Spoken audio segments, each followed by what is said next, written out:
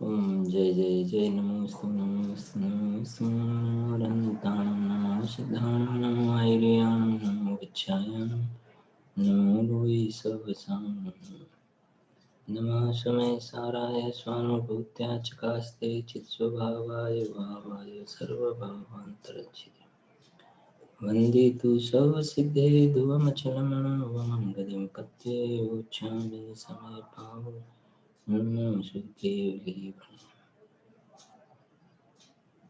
तीन भुवन में सार वीतराग विज्ञानता शिव स्वरूप शिव कारणम त्रियोग समाधि આ એક દ્રવ્ય દ્રષ્ટિ પ્રકાશ નામનો અધ્યાત્મ ગ્રંથ છે, જેમાં પૂજ્ય સોગાનીજી સાહેબના વચનામૃતોનું એક સુંદર સંકલન છે. 10 બોલનો પહેલા આપણે પાઠ કરીશું.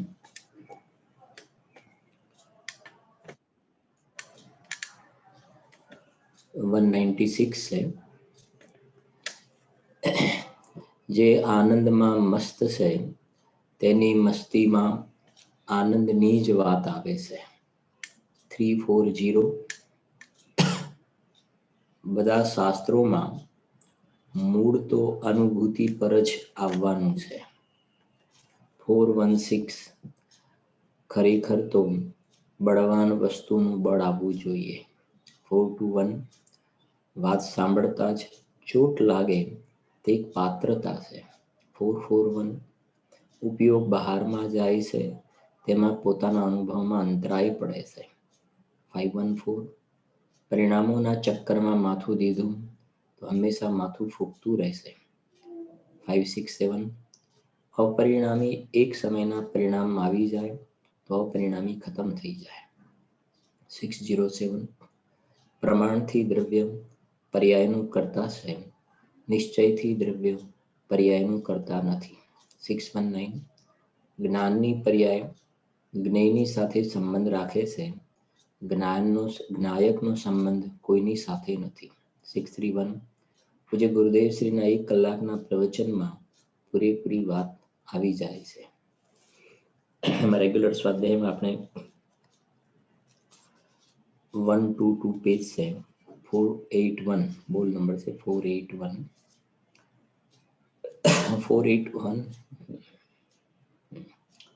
શું કહે છે જુઓ.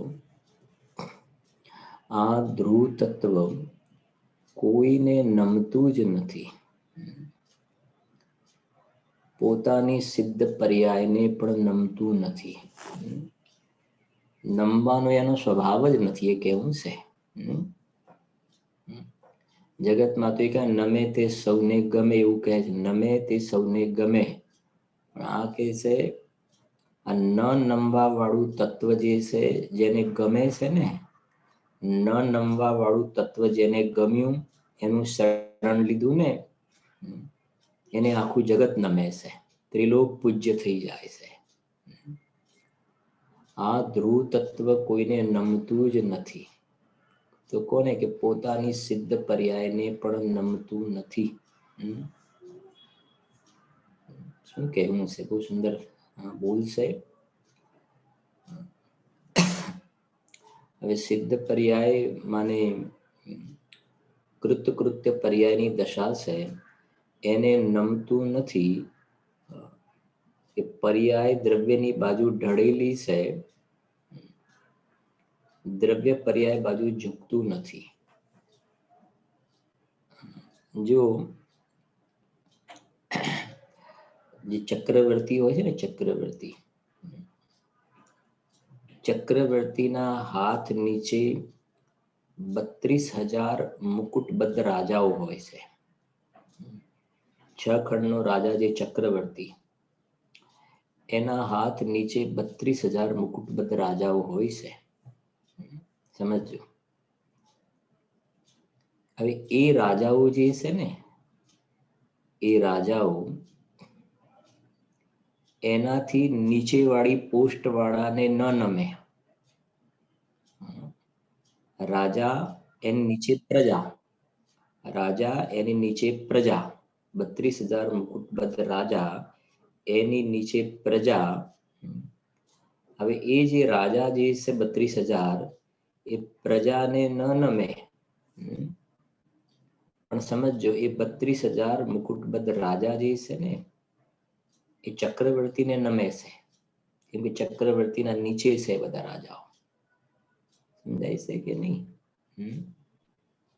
એવી રીતે જેમ ત્યાં 32,000 મુકુટબદ્ધ રાજા કહ્યા ને, એમ અહીંયા આ આત્મામાં સમજો, આ ભગવાન આત્મા શુદ્ધાત્મા ચૈતન્ય ચક્રવર્તી છે, ચૈતન્ય ચક્રવર્તી.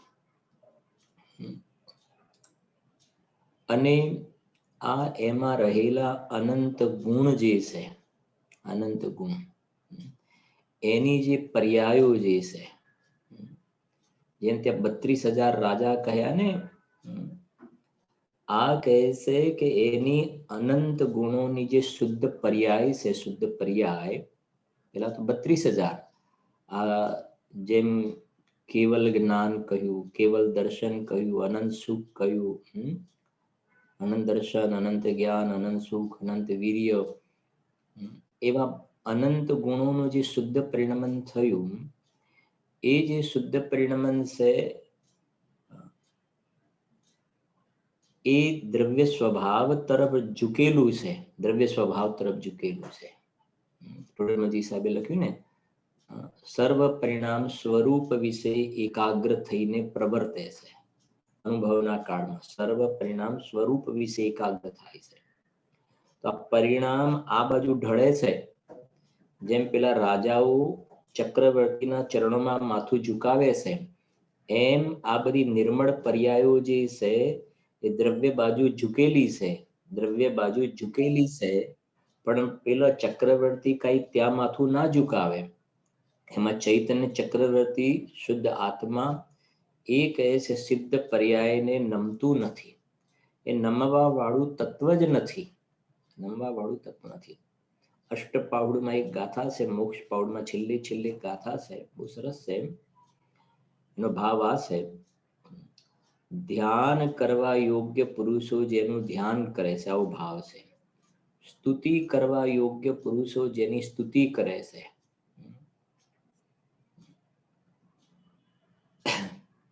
ત્રણ લખ્યું છે, ધ્યાન કરવા યોગ્ય, સ્તુતિ કરવા યોગ્ય. તો એ પુરુષો મને જિનેન્દ્ર ભગવાન છે ને, બહારમાં કે સ્તુતિ કરવા યોગ્ય પુરુષ, પણ એ સ્તુતિ કરવા યોગ્ય પુરુષ કોણ છે? એ જે ભગવાન છે ને એ સ્તુતિ કરવા યોગ્ય, સમજો, સ્તુતિ કરવા યોગ્ય પુરુષ જેની સ્તુતિ કરે છે એ તું છો. તો તીર્થંકર ભગવાનની સ્તુતિ કરીને તો સ્તુતિ કરવા યોગ્ય પુરુષ છે એ કોની સ્તુતિ કરે છે? કે એ સ્વરૂપમાં ડૂબેલા છે, સ્વરૂપે ડૂબેલા. એ સ્વરૂપમાં ડૂબેલા જે છે ને, એ સ્તુતિ કરવા યોગ્ય પુરુષો જેની સ્તુતિ કરે છે એ તું છો.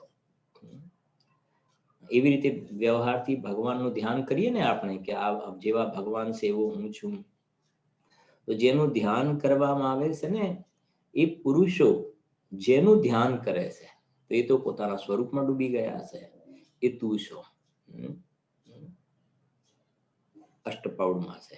એટલે અહીંયા કહે છે કે આ ધ્રુવ તત્વ જે છે કેટલો મહિમા ગાયો છે, કોઈને નમતું નથી. ને આપણે 10 બોલમાં એક બોલ રોજ બોલીએ છીએ, 3rd નંબરનો બોલ બોલીએ છીએ. ખરેખર બળવાન વસ્તુનું બળ આવવું જોઈએ. અને બળવાન વસ્તુ એને જ કહેવાય ને, જગતમાં દ્રષ્ટાંત તરીકે જોઈએ કે આ માણસ એટલો બળવાન છે ને કોઈને નમતો નથી, નમતો નથી કોઈને, સાચો છે, નમતો નથી કોઈને, બળવાન છે, એવું કઈ કોઈને નમવા તૈયાર નથી, નમતો નથી.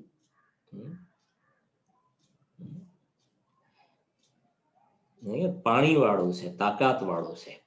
એમ આ પોતાનું જે ચૈતન્ય દ્રવ્ય જે છે, ત્રિકાલી દ્રવ્ય, એ બળવાન તત્વ છે. એ સિદ્ધ પર્યાયને શું કામ નમે?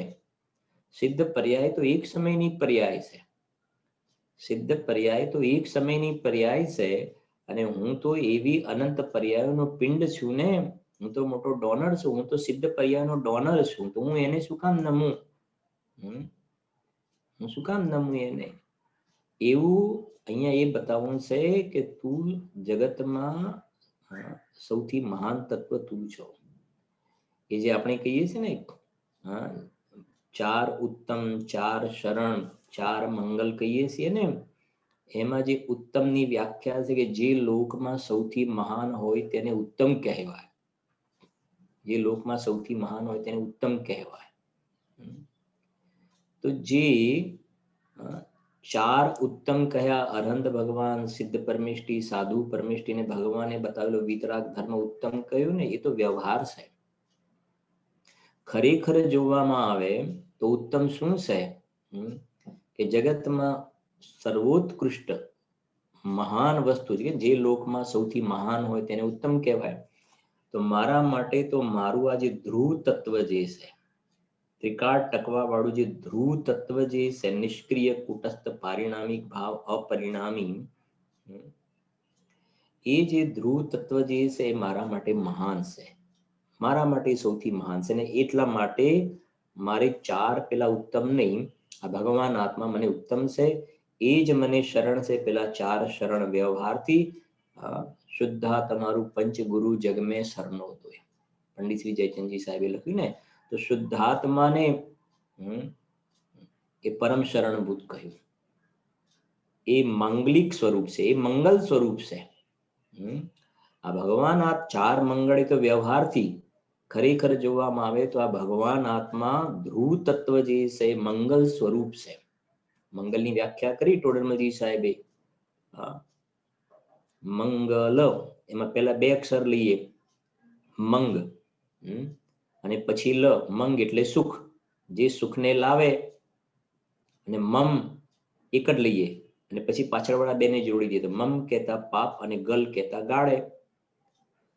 તો મંગ એટલે સુખ, લ એટલે લાવે, જે સુખને લાવે, અને મમ કહેતા પાપ અને ગલ કહેતા ગાળે.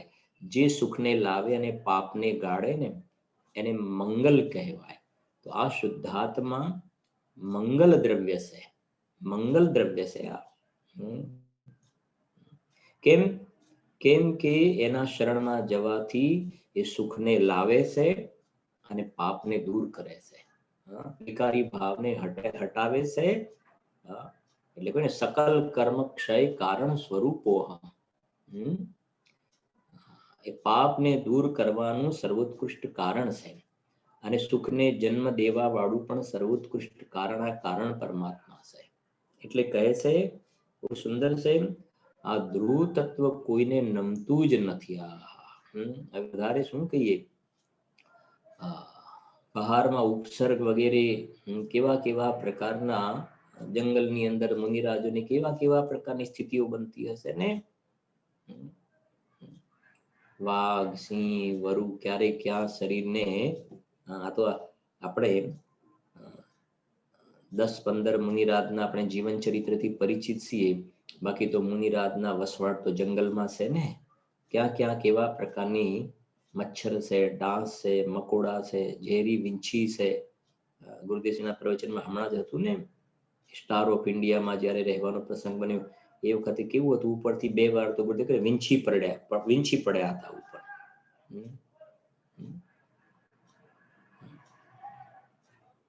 તે જંગલની અંદર એ બધા ઝેરીલા સર્પ, અજગર વગેરે આ તે બધું. પણ સમજો નમવું એટલે એ ડરતા નથી. કેમ કે માણસ એક તો સ્થિતિ આ પણ બને ને, ભય, આશા, સ્નેહ અને લોભ બધા કારણ કયા ને. ભયના કારણે, આશાના કારણે, સ્નેહના કારણે, લોભના કારણે માણસ કોઈ કોઈને નમે. તો આવું જગતમાં એક કારણ આ પણ કહ્યા, ભયના કારણે પણ નમે, સ્નેહના કારણે પણ નમે, લોભના કારણે પણ નમે. ભય, આશા, કઈ આશા હોય, પછી સ્નેહ હોય, પછી લોભ હોય તો એ નમે. હવે એને અત્યારે બધા ડિટેલ નથી કરતા, તો નમે. પણ આ કહે છે કે આ જે શુદ્ધાત્મ તત્વ છે ને એ નિર્ભય છે. પછી એને કોઈની આશા નથી, એને કોઈના પ્રત્યે સ્નેહ નથી, એ પર્યાયથી નિરપેક્ષ છે ને. અને એને કોઈ લોભ નથી, એ કૃતકૃત્ય છે. માટે શું કામ નમે? શું કામ નમે?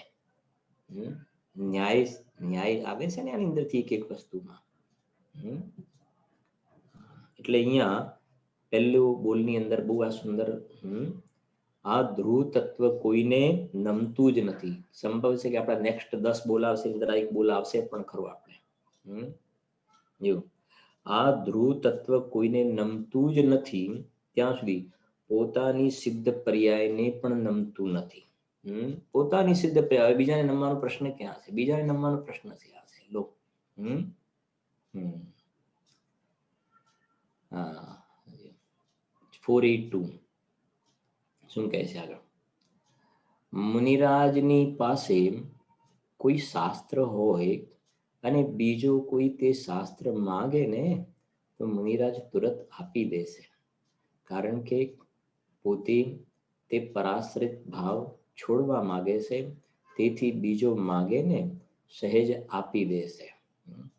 એટલે અહીંયા બોલમાં ખાસ એ ભાવ સમજાવવો છે અહીંયા બોલમાં કે આ શાસ્ત્રમાં ઉપયોગ જાય છે ને, શાસ્ત્રમાં ઉપયોગ જાય છે ત્યાં એ કે છે પરાશ્રિત ભાવ છે. પરાશ્રિત ભાવ એટલે શાસ્ત્રમાં ઉપયોગ ગયો ને એટલે એટલો અહીંયા રાગનો જન્મ થયો, શુભ રાગ, પ્રશસ્ત રાગ. પણ એ છે બંધનું કારણ. સાંભળજો, એ બંધનું કારણ છે એ તો બરાબર, પણ વર્તમાનમાં પણ એ મુનિરાજને એ જે ભાવ દુઃખ રૂપે અનુભવાય છે, દુઃખ રૂપે અનુભવાય. આત્માનો જેટલો આશ્રય છે, આત્માનો જેટલો આશ્રય છે એટલો આનંદ અનુભવાય છે, આનંદ પણ અનુભવાય છે. અને જેટલો પરનો અવલંબન છે, જેટલી નબળાઈ છે તો પરનો આશ્રય છે તો એટલો રાગ થાય છે, દુઃખ પણ અનુભવાય છે, દુઃખ પણ અનુભવાય, આનંદ પણ અનુભવાય છે અને દુઃખ પણ અનુભવાય છે. હવે અહીંયા એ ન્યાય આપવો છે કે શાસ્ત્રમાં જે ઉપયોગ જાય છે, સ્વાધ્યાય કરતા હોય ને એમાં જે ઉપયોગ જાય છે, એ ઉપયોગ જાય છે ત્યાં તો રાગનો જન્મ થાય છે, એ ઉપયોગ તો બહાર આવ્યો. અને પહેલા શ્રદ્ધાનો દોષ ટળે છે, બરાબર સમજો. પહેલા અભિપ્રાયનો દોષ ટળે છે એટલે સમ્યક દર્શન થઈ ગયું. પછી ચારિત્રના દોષમાં શું છે કે ઉપયોગનું સ્થિર થવું. ચારિત્રના દોષમાં આ ખાસ સમજવાનું છે. શ્રદ્ધાના દોષમાં તો માન્યતા ક્લિયર થઈ જવી. શ્રદ્ધાના દોષમાં શ્રદ્ધા ગુણનું પરિણમન થઈ ગયું, પ્રતીતિ બરાબર થઈ જવી, યથાર્થ. ચારિત્રના દોષની અંદર ઉપયોગનું સ્થિર થવું, ઉપયોગ ટકવો. તો આમ બહારમાં ઉપયોગ જાય છે ને એટલો પોતાના ચૈતન્ય પ્રાણોનો પર્યાયમાં ઘાત થાય છે. આગળ આવી ગયું ને બધ્ય ઘાતક 74 ગાથામાં સમયસારમાં જેમ લાખ પીપળમાં ઉત્પન્ન થાય છે પણ એ પીપળનો ઘાત કરવા વાળી છે, એમ આ શાસ્ત્રની રચના કરવાનો ભાવ, તીર્થોની વંદના કરવાનો ભાવ, મુનિરાજને મસ્તકમાંથી એક જે પુતળું નીકળે છે આહારક રુધિરધારી મુનિરાજને, અને પેલી જિનાલયની વંદના કરવા માટે જાય તો એ જે ભાવ આવ્યો ને એ ભાવ અહીંયા કહે છે કે જેમ લાખ પીપળમાં ઉત્પન્ન થાય ને પીપળનો ઘાત કરે ને એમ મુનિરાજ કહે છે કે અમને એ જે રાગ આવ્યો ને એ રાગ દુઃખ રૂપે અનુભવાય છે. એટલા માટે છઠ્ઠા ગુણ સ્થાનમાં સંજ્વલન કષાયની તીવ્રતા કહી. અને આ જે આહાર પૂતળું નીકળે છે ને જિનાલયની વંદના શંકાના સમાધાન માટેની સ્થિતિ છે, એ પ્રકૃતિનો બંધ તો 7મા ગુણસ્થાનમાં થાય, 7મા ને 8મા એ પ્રમાણે છે. અને ઉદય 6ઠ્ઠા ગુણસ્થાનમાં આવે છે, ઉદય 6ઠ્ઠા ગુણસ્થાનમાં આવે, બંધાય એનાથી ઉપરના ગુણસ્થાનમાં, અને 6ઠ્ઠા ગુણસ્થાનમાં એ નીકળે છે. તો એ જે વિકલ્પ આવ્યો અહીંયા કે છે એ વિકલ્પ પણ ખરા અર્થમાં જોવામાં આવે તો મુનિરાજને એ વિકલ્પ પણ ભાર લાગે છે, બોજો લાગે છે. કેમ કે અંદરમાં એ વિકલ્પ છે ને, છે તો વિકલ્પ, અને અંદરમાં આત્માના આશ્રય એટલી જેમની નિર્વિકલ્પ દશા પ્રગટ થઈ છે જેટલી જેટલી નિર્વિકલ્પ દશા પ્રગટ થઈ છે અને અંદરમાં સ્વસંવેદનમાં પોતે પોતાનો નિર્વિકલ્પ સ્વભાવ કેવો છે એ પણ ખ્યાલમાં આવ્યું છે, તો એની સરખામણીમાં, એની કમ્પેરિઝનમાં આ થોડુંક સંજ્વલનનો રાગ પણ એને બોજો લાગે છે, બોજો લાગે છે. પ્રવચન સારમાં લખ્યું, આ જે કષાયનો કણ જ્યાં સુધી વિદ્યમાન છે ને, કષાયનો કણ ગુણસ્થાન આરોહણના ક્રમમાં આ જે થોડુંક પણ કષાયનો કણ આવે છે, તો ત્યાં સુધી કેવલ જ્ઞાનનો જન્મ નથી થતો, કેવલ જ્ઞાનનો જન્મ નથી થતો. અને મોક્ષમાં પ્રકાશકમાં આપણે ઘણીવાર યાદ પણ કરીએ છીએ, પહેલા અધિકારમાંથી, મુનિરાજ પોતાના ઉપયોગને બહુ ભમાવતા નથી, ભમાવતા નથી.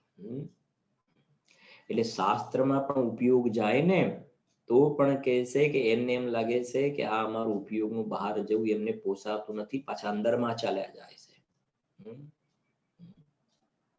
આ તો અંદરમાં એવી જાતિનો સ્થિરતાનો ઉપયોગ, સ્થિરતાનો પુરુષાર્થ ન ઉપડે, થોડી ઢીલાસ આવે, તો આ પ્રકારે બહારમાં ગ્રંથની રચના, ધર્મોપદેશ વગેરેની સ્થિતિ જોવામાં આવે છે. તો જોવામાં, એટલે તેમને સ્વયં લખી છઠ્ઠી ગાથામાં, દર્શાવું તો કરજો પ્રમાણ. પાંચમી ગાથામાં પહેલી લીટીમાં તો એ કહ્યું કે હું આ ગ્રંથરાજમાં દર્શાવું એક વિભક્ત એ આત્મા તણા નિજ વિભવથી, હું એકત્વ વિભક્ત ભગવાન આત્માને દર્શાવીશ, પહેલી લીટીમાં. અને બીજી લીટીમાં લખ્યું દર્શાવું તો કરજો પ્રમાણ, દર્શાવું તો કરજો પ્રમાણ. હા, કેમ કે એવું જરૂરી નથી, વિકલ્પ તો આવે, પાછા મેં મારા સ્વરૂપમાં ડૂબી જઈએ ને. હા, તો એવા પૂરું એવી જાતિનો રચનાનો યોગ ન બને તો નહીં બને. દર્શાવું તો કરજો પ્રમાણે એ પ્રકારનો વિકલ્પ નીકળી જાય.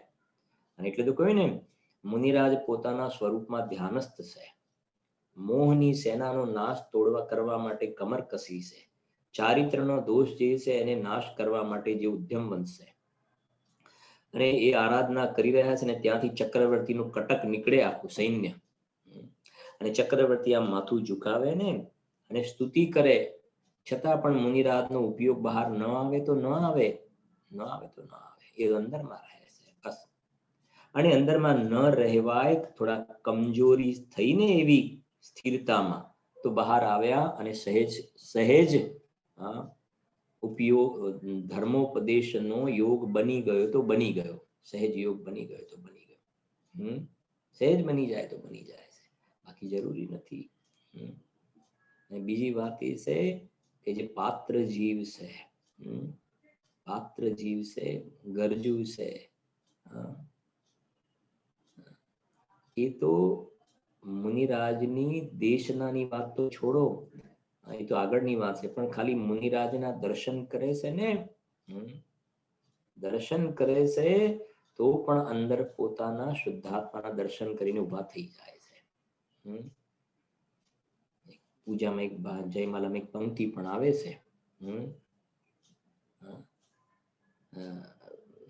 જેમના દર્શન કરવા માત્રથી પણ, એવા છે ને પંક્તિઓ છે પૂજામાં, જયમાલામાં આવે છે.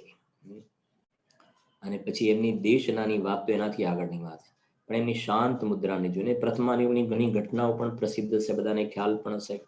ઉદય સુંદરની કથા આવે છે, પત્ની પ્રત્યે એટલો રાગ, ઘણો રાગ પત્ની પ્રત્યે. તો એ ઉદય સુંદરના શાળા, એટલે એમની પત્નીનો ભાઈ, પોતાની બહેનને તેડું કરવા માટે ઉદય સુંદરના ઘરે આવે છે, પોતાના બનેવીના ઘરે, બેન જ્યાં પરણાવી છે ત્યાં આવે છે. તો પોતાની બહેનને લઈ જાય છે ને, તો ઉદય સુંદર પણ સાથે ને સાથે જાય છે, સાથે ને સાથે, કે કેમ, કે મને તારા વગર નહીં રહેવાય, નહીં રહેવાય, એટલો રાગ, એટલો રાગ, વિચાર કરો, રાગ એવો. અને રસ્તામાં જતા જતા જતા જતા એકદમ ત્યાં એક મુનિરાજ ઉપર દ્રષ્ટિ પડી, ઉદય સુંદરની મુનિરાજ ઉપર દ્રષ્ટિ પડી, અને એકદમ અંદરમાં પરિણામની વિચિત્રતા, ભાવ અંદરમાં કંઈક અલગ પ્રકારના બન્યા. અરે જીવનમાં, મારા જીવનમાં આવી ધન્ય પળ ક્યારે આવે? જો હમણાં તો પત્નીની પાછળ ને પાછળ હતા. મને પત્ની વગર નહીં ચાલે, મને પત્ની વગર નહીં ચાલે એવી પરિણતિ હતી. હવે કહે છે કે મારે આ દશા વગર નહીં ચાલે, મારા જીવનમાં આ દશા આવવી જોઈએ, તો આ મનુષ્ય ભવની સફળતા છે. અને બસ ત્યાં જોયા મુનિરાજને અને અંદરમાં ભાવ એવા ઉછાળા મારે. તો એના શાળા એક મજાકમાં એમ કહ્યું કે શું તમારે પણ આ શ્રવણ પણ અંગીકાર કરવાના ભાવ છે? કે આ ભાવ તો એવા બની રહ્યા છે. તો પેલા એ વધારે ટોણો મારતા એમ કહ્યું ને કે જો તમે આ પ્રમાણે નિર્ગ્રંથપણું અંગીકાર કરો ને તો હું પણ તમારી સાથે નિર્ગ્રંથપણું અંગીકાર કરું. એને સહેજમાં કહ્યું. અને આમને ઉદય સુંદરને તો ખરેખર ભાવ અંદરમાં બની રહ્યા હતા અને એમને સહેજ ત્યાં નિર્ગ્રંથ દીક્ષા અંગીકાર કરી લીધી. અને આ જોઈને જે પેલા મજાક કરતા હતા ને એમના શાળા, એમના ભાવો પણ પલટાઈ ગયા. જો આ પરિણામોની વિચિત્રતા, એમના ભાવો પણ પલટાઈ ગયા. એમને પણ નિર્ગ્રંથ દીક્ષા અંગીકાર કરીને એ વખતે બીજા 26 રાજકુમાર હતા, 26 કુમાર હતા, એમના પણ ભાવો બધા બદલાયા અને એમને પણ મુનિ દીક્ષા અંગીકાર કરી. વિચાર કરો, ખાલી મુનિરાજની શાંત મુદ્રા જોઈને સમજાય છે કે નહીં? અહીંયા એ બતાવું છે આપણા જે બોલ છે ને, મુનિરાજ તો પોતાના સ્વરૂપમાં ડૂબેલા રહે છે અને કદાચ ઉપયોગ બહાર આવે ને તો ઉપયોગ બહાર આવે તો એમને ભાર લાગે છે, ભાર લાગે છે. વિચાર કરો. અને એમની શાંત મુદ્રાને જોઈને પણ કોઈ નિમિત્ત નૈમિતિક સંબંધની વાત છે, કર્તા કર્મ સંબંધ નથી, પણ જીવના સહેજ એવા પરિણામ પોતાના ઉપાદાનનો યોગ છે બનતા જોવામાં આવે છે. આ છે આ પ્રકારના, એમાં અત્યારે જતા નથી, નિમિત્ત નૈમિતિક સંબંધ છે એવા પ્રકારના. એટલા માટે સમયસરની 265 ગાથામાં કયું પણ છે, અધ્યવસાનના ત્યાગ માટે જે બધા છે, આપણે ક્યારેક આખું એક વ્યાખ્યાન થયું છે, બહુ સરસ ટોપિક છે. અધ્યવસાનના ત્યાગ માટે બધી બહારની પાપની વસ્તુઓનો ત્યાગ કરવામાં આવે છે. એક બાજુ સિદ્ધ ભગવાનને બોલાવવામાં આવે છે, સિદ્ધ ભગવાનને બોલાવવામાં આવે છે, અરહંત ભગવાનને બોલાવીએ છીએ, એ પણ પરદ્રવ્ય છે. અને એક બાજુ જે બધા પાપના સાધનો છે ને એનો ત્યાગ કરાવવામાં આવે છે, એ પણ પરદ્રવ્ય છે. પણ જે બધા પાપના સાધનો છે ને એનો ત્યાગ કરાવવામાં આવે છે. તમે મંદિરમાં આવો તો મોબાઈલ મૂકીને આવો, મોબાઈલ બંધ કરી દો, સમજાય છે કે નહીં? એ બધાનો ત્યાગ કરવામાં આવે છે અને શાસ્ત્ર લઈને બેસવાનું કહેવામાં આવે છે. તો આ શાસ્ત્ર એ પરદ્રવ્ય છે, મોબાઈલ પણ પરદ્રવ્ય છે. તો મોબાઈલનો ત્યાગ અને આને રાખો, તો બંનેની નિમિત્તતામાં ફરક છે ને. કરીશું ક્યારેક ચર્ચા એની પણ. જો ત્યાર પછી 483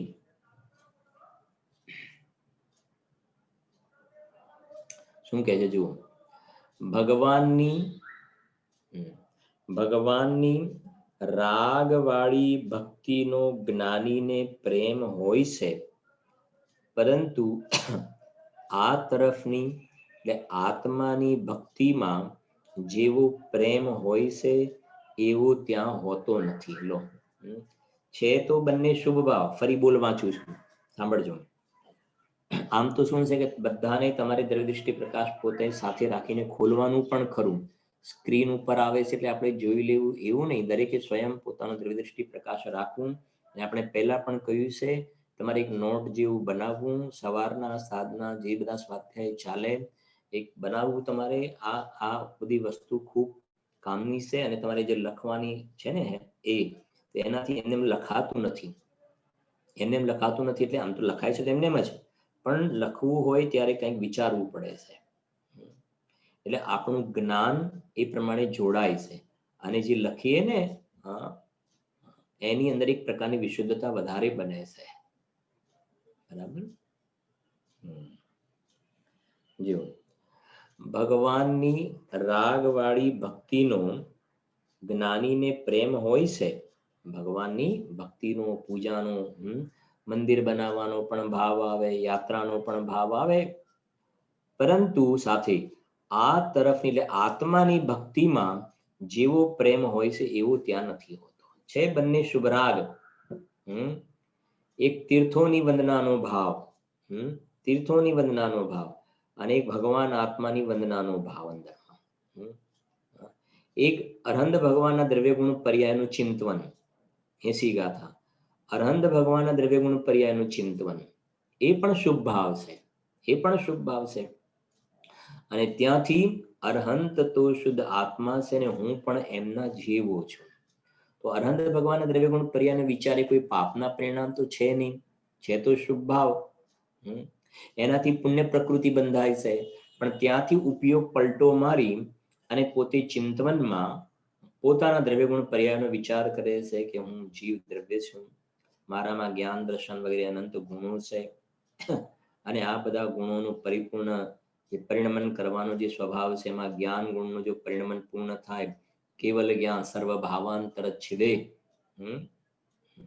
આ પ્રમાણે પોતાના દ્રવ્યગુણ પર્યાયનો વિચાર કરે કે જેવા અરહંત ભગવાન છે એવો જ મારો સ્વભાવ છે.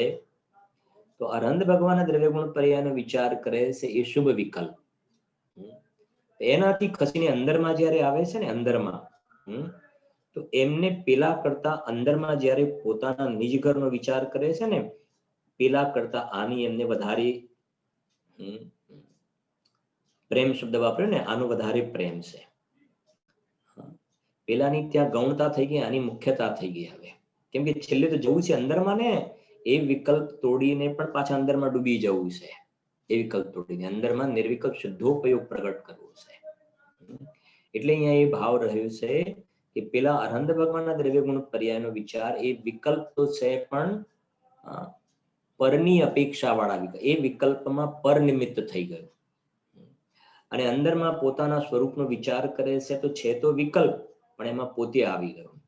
તો એટલો બહારથી સંકેલાયો, આમ બીજી રીતે છે ને, એટલો બહારથી સંકેલાયો ને અંદરમાં આવ્યો આ પ્રમાણે.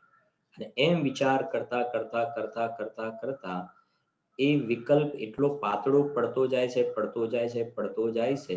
અને આ નિર્વિકલ્પ સ્વભાવના મહિમાના જોરમાં એક એવી સ્થિતિ આવે છે કે જીવની અજ્ઞાની હોય તો એની પરિણતિની અંદર પક્ષાતિક્રાંત વાળી સમ્યક દર્શનની દશા પ્રાપ્ત થાય છે. સમ્યક દ્રષ્ટિ જ્ઞાની ધર્માત્મા છે તો એને આ પ્રમાણે શુદ્ધોપયોગ વાળી ફરીથી દશા પ્રગટ થતી જોવામાં આવે છે. એ કહે છે 7મા ગુણસ્થાનથી 6માં અને 6માંથી 7માં તો આ તો વાત થઈ ને. બરાબર છે કે નહીં?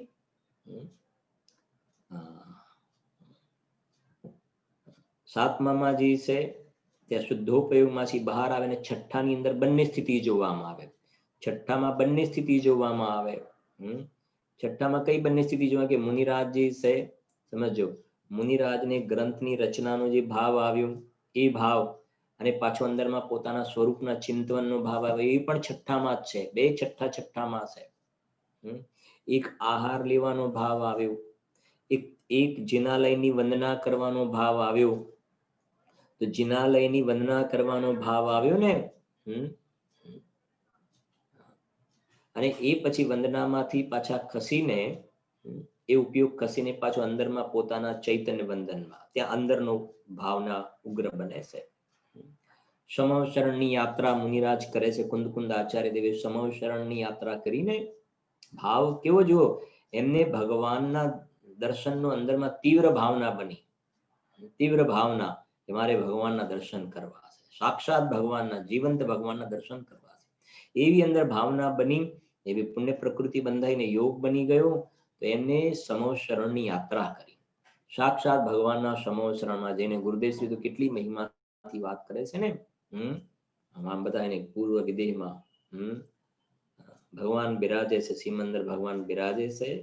500 ધનુષનો દેહ છે, કરોડ પૂર્વનું આયુષ્ય છે. ભગવાનની વાણીમાં આવ્યું કે હું પરમાત્મા છું એમ નક્કી કર. ત્યાં ભગવાનની દિવ્ય ધ્વનિ સાંભળવા માટે જંગલમાંથી નાગ અને વાઘ આવે છે. 12 પ્રકારની સભા છે. કેટલાય ત્રિયંશો આવીને પોતાનું કામ કરે. અસંખ્ય દેવો આવે છે અને સમ્યક્તાને પ્રાપ્ત કરે છે. તો એની અંદર 12 પ્રકારની સભાની અંદર એક મુનિરાજની સભા છે. કુંદ આચાર્ય ત્યાં ગયા ને, ભગવાનના દર્શન કર્યા, આખી સ્તુતિની અંદર ઘણું વર્ણન પણ કર્યું છે. હવે સમજો આ બોલ છે ને, અને મનુષ્યનો કોઠો એમાં ચક્રવર્તી વગેરે પણ છે. તો એ જ્યાં જિનેન્દ્ર ભગવાનના ત્યાં ભગવાનની દિવ્યધ્વનિ ખરી રહી છે એ તરફનું લક્ષ્ય છે. અને ભગવાનની દિવ્યધ્વનિમાં એમ પણ આવે ને કે તમે તમારા તરફ ઝૂકી જાઓ, અમારા તરફ ઝૂકવાનું, અમે જ્યાં ઝૂક્યા છીએ ને એમ તમે તમારા સ્વભાવ તરફ ઝૂકી જાઓ. તો એ બાજુ જોઈને પાછા અંદરમાં પોતાના સ્વરૂપનો વિચાર કરે. તો પેલો પણ શુભ વિકલ્પ હતો, અને અંદરમાં પોતાના સ્વરૂપનો વિચાર કરે એ પણ શુભ વિકલ્પ. પણ પેલા કરતા આ જે છે ને એ ભગવાન આત્માના નજીક વાળો છે. તો આ ઊંચા પ્રકારનો શુભ ભાવ છે. પુણ્ય પ્રકૃતિની વાત કરીએ તો પેલા કરતા આમાં પુણ્ય પ્રકૃતિ પ્રદેશ સ્થિતિ અનુભાવની વાત કરીએ ને તો વિશિષ્ટ પ્રકારનો પોઝિટિવ બધું યોગ થતો હોય છે ત્યાં આગળ. ઠીક કહે છે જો, ભગવાનની રાગવાળી ભક્તિનો જ્ઞાનીને પ્રેમ હોય છે, પરંતુ આ તરફની આત્માની ભક્તિમાં જેવો પ્રેમ હોય છે એવો ત્યાં નથી હોતો. અંદરમાં જે જ્યારે જવાની વાત આવે તો એની કોઈ ચામ અલગ હોય છે, એનો ચામ અલગ હોય છે.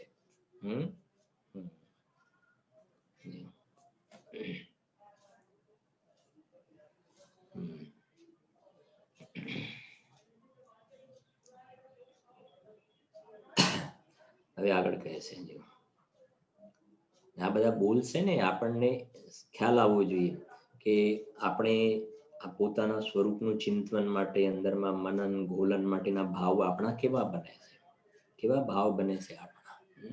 ખાલી સાંભળી લીધું, થોડું વાંચી લીધું એટલેથી અટક્યા ને, પણ એ વાંચ્યું સાંભળ્યું કોના માટે કે અંદરમાં વાત સાંભળતા જે ચોટ લાગે, એક બોલ છે ને ચોટ લાગે, અને આ ઉપયોગ બહાર જાય છે, અંતરાય છે. આ પરિણામોના ચક્કરમાં માથું દીધું તો માથું ફૂટતું રહેશે. અંદરમાં અપરિણામીનો મહિમા આવવો જોઈએ. આ બધા બોલ આપણને અંદરમાં જવા માટે પ્રેરિત કરે છે.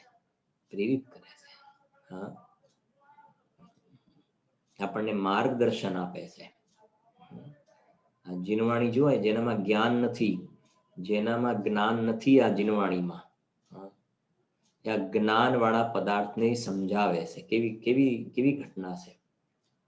જેમાં જાણવાની સામર્થ્ય નથી ને, એ આ જાણનાર તત્વને સમજાવે છે કે તું જાણનાર છો. સમજાવે છે એનો ભાવ સમજવો. દ્યોત્ય દ્યોતક સંબંધ કહ્યું ને.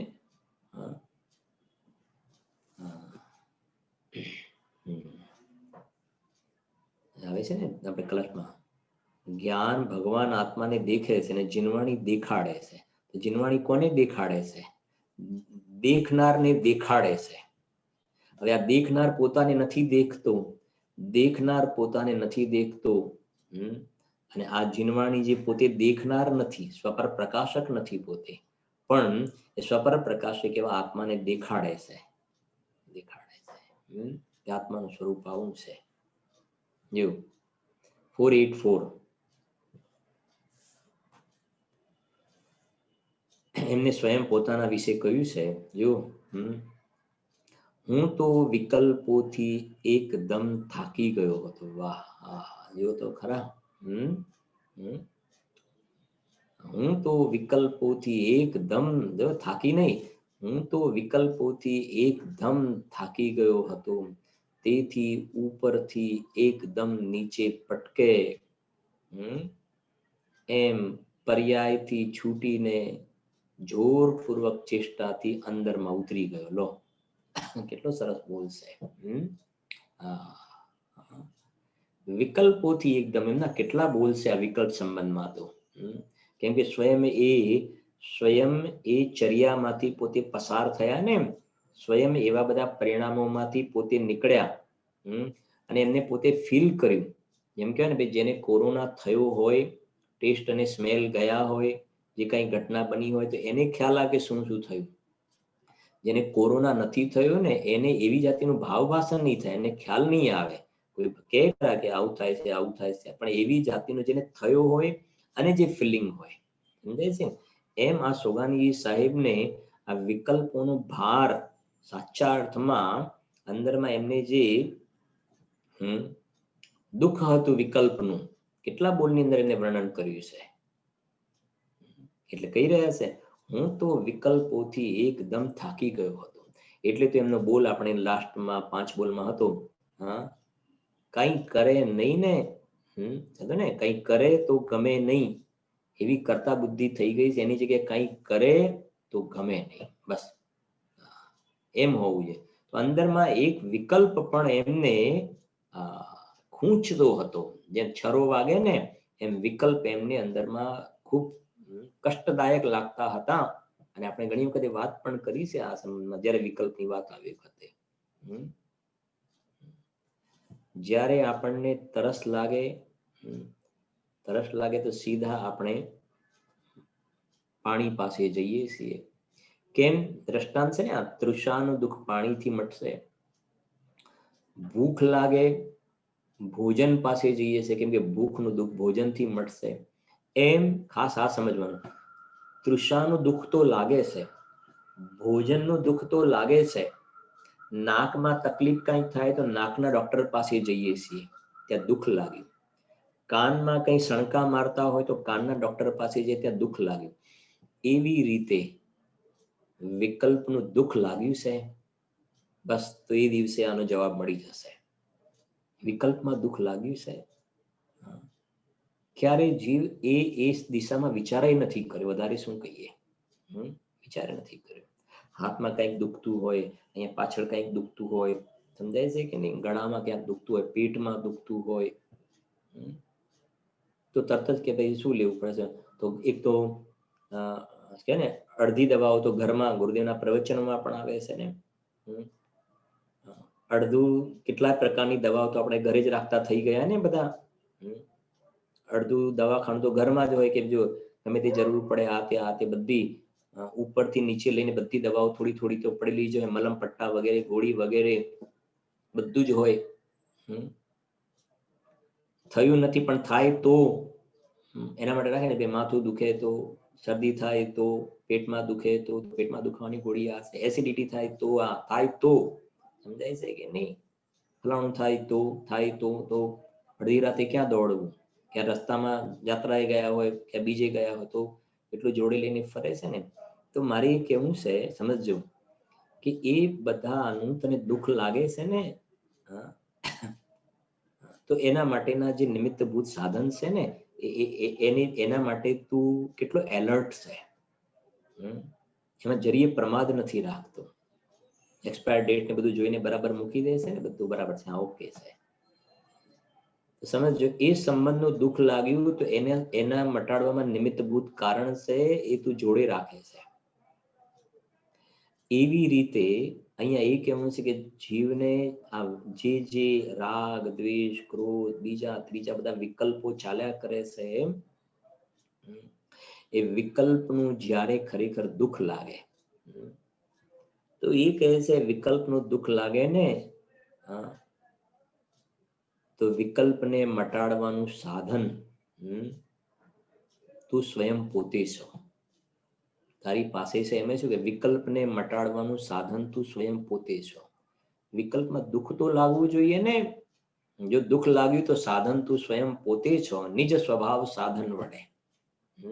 સત સાધન સમજ્યો નહીં, ત્યાં બંધન શું જાય. વિકલ્પથી તો વર્તમાનમાં દુઃખીને નવા કર્મોનું બંધન થાય છે. તો અંદરમાં પોતાનો નિર્વિકલ્પ ભગવાન આત્મા વિજ્ઞાન ઘન કહ્યું ને, વિજ્ઞાન ઘન કે તેમાં વિકલ્પનો પ્રવેશ નથી, કોઈ પણ પ્રકારના વિકલ્પનો પ્રવેશ નથી ને, એવો અંદરમાં એ શુદ્ધાત્માના શરણમાં જતા આપોઆપ વિકલ્પ વિલયને પ્રાપ્ત થઈ જાય છે. વિકલ્પ વિલયને પ્રાપ્ત થઈ જાય છે. જેમ કેટલાય વાદળા હોય અને સૂર્યનો જ્યાં ઉદય થયો ને, વાદળા બધા વિખેરાઈ જાય છે.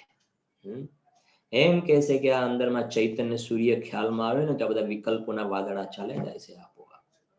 એ અહીંયા કહી રહ્યા છે, શું કેવું છે જુઓ, હું તો વિકલ્પોથી એકદમ થાકી ગયો હતો, તેથી ઉપરથી એકદમ નીચે પટકે એમ પર્યાયથી છૂટીને, સમજાય છે ને, પર્યાય ઉપર તરે એમ પણ આવે છે ને, એ છટકીને ત્યાંથી છૂટ્યો અને ક્યાં અંદરમાં ઉતરી ગયો, બસ. અને અંદરમાં ઉતરી ગયા એટલે પોતાનું કામ એમનું થઈ ગયું. સર્વે આત્માર્થી જીવો આવા પ્રકારની અંદરમાં ઉતરી જાય એવા પ્રકારની પરિણતિને પ્રાપ્ત થાય એવી મંગલ કામના। अभी हम सभी ने आदरणीय पंडित श्री शैलेश भाई जी के माध्यम से द्रव्य दृष्टि प्रकाश के बोल नंबर 481 से लेकर बोल नंबर 484 तक के बोलों की चर्चा का लाभ लिया है, जिसके अंतर्गत हमने ये समझा कि जो निर्विकल्प तत्व है, जो निर्भय तत्व है, वह किसी को झुकता नहीं है, नमता नहीं है। यह ध्रुव तत्व किसी को भी नहीं नमता, किसी को भी नहीं झुकता, खुद की सिद्ध पर्याय को भी नहीं झुकता। अब नमने की बात करें तो भय, आशा, स्नेह, लोभ, ये 3-4 कारण हैं जिनके कारण जीवों को नमना पड़ता है, नम्रीभूत होना पड़ता है। लेकिन ये जो शुद्धात्म तत्व है, ये निर्भय तत्व है। इसको किसी के प्रति आशा नहीं है, इसको किसी के प्रति स्नेह नहीं है, इसको किसी के प्रति लोभ नहीं है। इस प्रकार से ये किसी को भी नहीं झुकता, अपनी सिद्ध पर्याय को भी नहीं झुकता। ऐसा बहुत ही सुंदर एक एक बोल हम सभी को अंदर की प्रेरणा देने वाले बोल हैं। दूसरे बोल के अंदर हमने समझा, मुनि के पास कोई शास्त्र हो और वह कोई उस शास्त्र को मांगे तो मुनि फौरन दे देते हैं, क्योंकि वे खुद ही तो पराश्रय भाव को छोड़ना चाहते हैं। इसी से मांगे तो सहित दे देते हैं। मुनि दशा में उपकरण के प्रति भी ममत्व नहीं होता है। 483वें नंबर के बोल के आधार से हमने समझा, ज्ञानी को भगवान की राग वाली भक्ति को प्रेम होता है, लेकिन इधर आत्मा की भक्ति में जैसा प्रेम है वैसा नहीं होता है। अंदर का जो स्नेह है वो अलग है, अलग जाति का होता है, और बाहर में भक्ति का भाव जो है वो अलग है, वो राग भाव है। अंतिम बोल के आधार से हमने समझा स्वयं के बारे में, मैं तो विकल्पों से एकदम थक गया हूँ, तभी ऊपर से एकदम नीचे पटके वैसे पर्याय से छूटकर जोर पूर्वक चेष्टा अंदर में निर्विकल्प अनुभव में उतर गया। अंदर में जब निर्विकल्प अनुभव करता है तब ये जीव वास्तव में वहाँ से बाहर से विकल्पों से छूटना चाहता है, बाहर में नहीं रहना चाहता। इस प्रकार से बहुत ही सुंदर सुंदर बोलों की चर्चा यहाँ पे आ रही है। जिन साधर्मियों ने ये सुंदर सुंदर बोलों को अपने हृदय में स्थान दिया है, मैं ऐसे साधर्मियों को आमंत्रित करना चाहूँगा। सर्वप्रथम मैं आमंत्रित करता हूँ देवेंद्र वैन एम शाह बोरोवली से।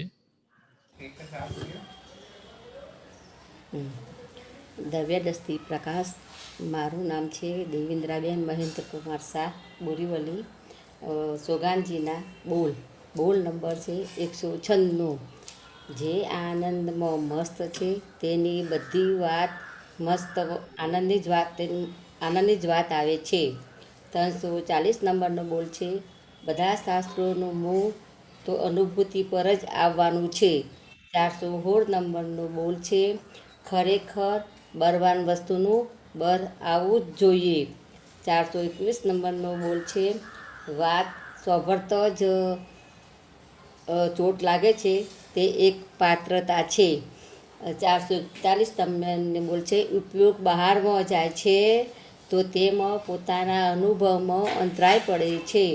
514 નંબરનો બોલ છે, પરિણામના ચક્કરમાં માથું દીધું તો હંમેશા માથું ફૂટતું રહેશે।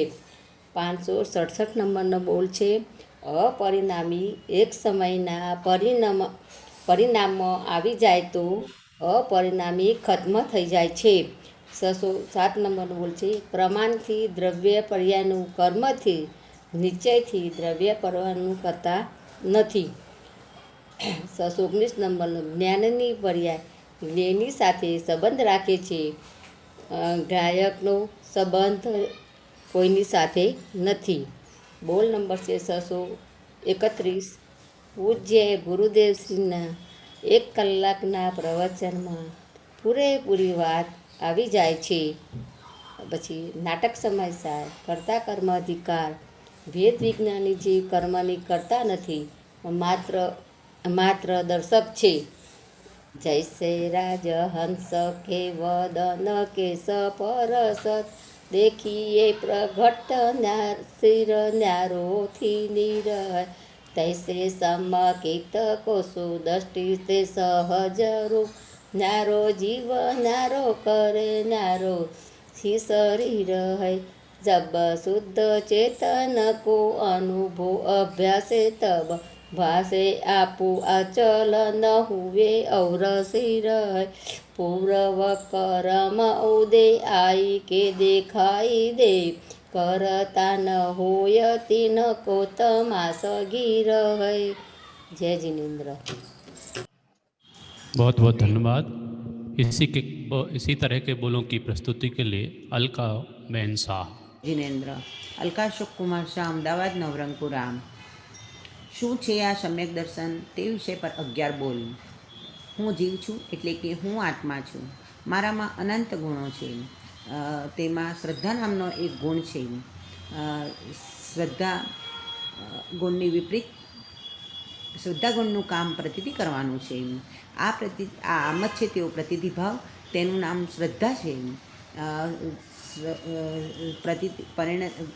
પ્રતીતિ સાચી પણ હોઈ શકે અને ખોટી પણ હોઈ શકે.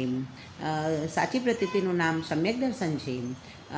તે શ્રદ્ધા ગુણની શુદ્ધ પર્યાય છે. ખોટી મિથ્યા પ્રતીતિનું નામ મિથ્યા દર્શન છે. તે શ્રદ્ધા ગુણની અશુદ્ધ વિપરીત પર્યાય છે. જય जिनेन्द्र. अगले क्रम में मैं सेजल वी मेहता तलोद से उनको आमंत्रित करता हूँ. પૂજ્ય સોગાનીજીના દ્રવ્ય દ્રષ્ટિ પ્રકાશક પરના બોલ નંબર 39. જ્યારે દ્રષ્ટિ પોતાના સ્વરૂપમાં તાદાત્મ્ય થાય છે તો પણ થોડો કાળ રાગ તો આવે છે, પરંતુ રાગ લંગડો થઈ જાય છે, તેની આધાર નથી રહેતો. બોલ નંબર 84. કંઈ કરે નહીં તો ગમે નહીં તેવી ટેવ કર્તા બુદ્ધિ થઈ ગઈ છે, પરંતુ કંઈ કરે તો ગમે નહીં એમ હોવું જોઈએ. બોલ નંબર 90. એક જ માસ્ટર કી છે. બધી વાતોમાં, બધા શાસ્ત્રોમાં એક જ સાર છે. ત્રિકાલીપણામાં અહમપણું જોડી દેવાનું છે. બોલ નંબર 112. પૂજ્ય ગુરુદેવશ્રીએ પ્રસિદ્ધ કરી દીધું છે કે કંઈ ખામી રહી નથી. પૂરેપૂરો સૂક્ષ્મ ખુલાસો કર્યો છે. બોલ નંબર 290. અનાદિકાળથી ભટકતા જ્યારે અપરિણામીમાં અહમપણું થયું કે હું તો સદા મુક્ત જ છું, બસ એ જ જીવનની ધન્ય પળ છે. જય जिनेन्द्र.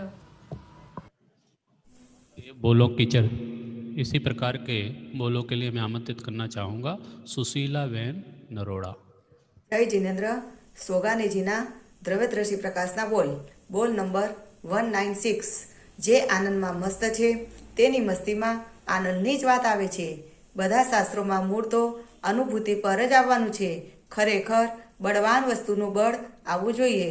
વાત સાંભળતા જ ચોટ લાગે તે એક પાત્રતા છે. ઉપયોગ બહારમાં આ જાય છે, તેમાં પોતાના અનુભવમાં અંતરાય આવે છે. પરિણામોના ચક્કરમાં માથું મારીશ તો હંમેશા માથું કૂટતું રહેશે. અપરિણામી એક સમયમાં આવી જાય તો અપરિણામી ખતમ થઈ જાય. પ્રમાણથી દ્રવ્ય પર્યાયનું કરતા છે, પરંતુ નિશ્ચયથી દ્રવ્ય પર્યાયનો કરતા નથી. જ્ઞાનની પર્યાય જ્ઞેયની સાથે સંબંધ રાખે છે, પરંતુ જ્ઞાયકનો સંબંધ કોઈની સાથે નથી. પૂજ્ય ગુરુદેવશ્રીના 1 કલાકના પ્રવચનમાં બધું આવી જાય છે. जय जिनेन्द्र. बहुत बहुत धन्यवाद. बहुत ही सुंदर बोलों की प्रस्तुति हमारी सुशीला बेन नरोड़ा जी के माध्यम से और जिन साधर्मियों ने प्रस्तुत किए हैं. इसी प्रकार के बोल यदि आपके तैयार हो गए हों तो आप हम तक भेज सकते हैं टेलीग्राम के माध्यम से, व्हाट्सएप के माध्यम से, और स्वतः ही इसको अपने हृदय में आप स्थान देवें.